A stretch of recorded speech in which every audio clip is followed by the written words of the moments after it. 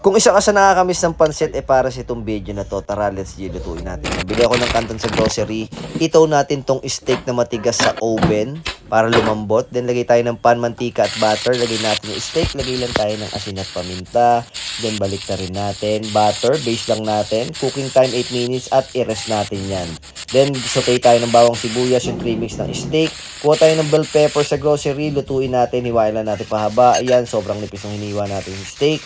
Then, gisahin lang natin. Kita nyo naman, medyo medium rare. Lagay tayong tubig, toyo, oyster sauce, yung pansit na binili natin, bell pepper ulit, then lemon at yung sesame oil. Huwag nyo kakalimutan. Yun lang po. Sobrang sarap na yan, guys. Then, squeezean natin ng lemon para mas sumarap. Tamang food trip na tayo ng steak canton na niluto natin. So, sa mga nakakamiss yung magpansit canton, lutuin nyo na rin ito sa bahay nyo. I'm sure na kayang-kaya nyo din. Ingat kayo palagi, guys. Follow for more cooking videos. God bless po. Peace out.